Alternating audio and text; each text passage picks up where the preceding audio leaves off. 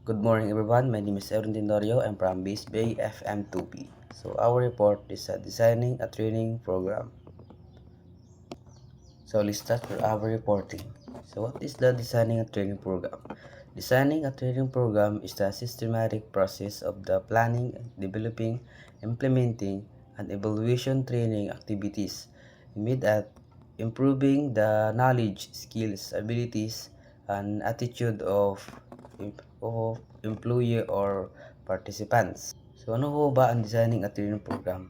Ito po yung pagsasanay sa mga empleyado na matutunan po nila kung ano po yung maayos at tamang pagkakasunod ng proseso na para po is madagdagan sila sa kaalaman, dagdagan po kanilang skills at knowledge para po makatulong sila sa mga company na kailangan tinatrabuhan na hindi po sila mahirapan sa trabaho. So, for example is yung isang company ay nagkaroon po ng bagong computer system kaya nabigyan ng sa training sa mga employee upang matutunan po nila kung paano po ito gamitin ng tama. So next is the objective of a training program. So to improve employees' skills, knowledge, and competences. So mahalaga po na mapabuti at ang kaalaman at kasanayan po ng mga empleyado. So for example po is pagkasanay po sa mga tamang customer service, and then sa mga attitude po ng mga taong nakasalamuha nila is kung paano po tatuhin ng tama. So next is to increase productivity and work efficiency.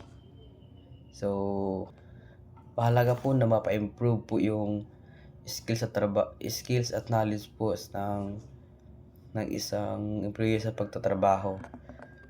Mahalaga po yun dahil makakatulong po sa kanya. So halimbawa is mas mabilis pong matapos ang gawain dahil alam niya na po ang tamang proseso. So basic niya lang yung isang trabaho na mas magaling na siya doon dahil dumaan siya sa maayos na pagtitraining ng isang company. Next is the address performance gap and skills deficiencies. So mahalaga po na matulungan po ang mga empleyado na hindi po alam kung kulang po sila sa mga experience at knowledge for skills performance dahil po hindi po gano'n sila sanay dahil sa mga wala po silang experience. So kailangan po silang idaan po sa training sa mga pagtatrabaho. So halimbawa po is training para sa mga empleyadong madalas nagkakamali sa report. So dahil sila nagkakamali, so kailangan po silang i-train para po ma-master nila yung mga trabaho nila kung saan sila nagkakamali is magawa nila ng perfect or tama ng pagtamang proseso po. So yun. So next is to prepare employees for the future roles and responsibilities. So mas mapaghandaan po ang mga empleyado sa mas mataas na mga posisyon. Halimbawa, empleyado ka pa. So kung i-promote ka ng isang manager mo is mapaghandaan mo yung isang posisyon na yun na binigay sa'yo. So for example po is leadership training para sa mga future supervisor. So yun. Next is to promote professional growth and employee motivation. So mapataas ang motivation at professional na pag-improve po ng isang empleyado. So example ko dito is mas ganado po siya magtrabaho dahil po may bago siyang natutunan. For example, for student nag-aaral. So motivation po yung pumasok dahil po may natutunan siya na na-adapt po sa mga teacher sa pagtuturo, dagdagan po yung kanyang knowledge. So mas dito po siya mag-aral dahil may point po yung kanyang pag-aaral. So ganoon din po sa pagtatrabaho, hindi lang po siya about the knowledge, kasi the skills din siya. So yun po. So, next, step in designing a training program.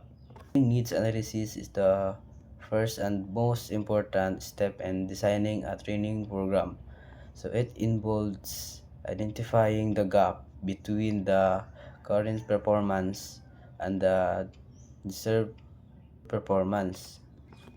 So yung training needs analysis for TNA po is ito po yung pagtukoy kung anong uri po ng training ang kailangan. So for examples is napansin po ng isang manager na mahina ang sales nila, kaya nagdesisyon na magbigay ng isang sales training. So para po mapa-improve po yung sa empleyado na mahina po sa ganong trabaho. So next is setting training objectives. So training objectives is clearly defined what participants should now or be able to do after completing the training. So dapat rin po natin malaman kung ano po dapat ang malinaw at dapat kung ano ang gusto matutunan ng mga empleyado. So wala rin parang kwenta kung turo ng pagte-training is hindi rin siya gustong matuto, so useless din. So halimbawa po is pagtapos po ng training, dapat po marunong na sila gumamit ng POS systems sa ang mga empleyado para po malaman natin kung dito silang nakikinig o natuto sa mga training na nila pinapagawa. So the ends of our report, and thank you so much and goodbye.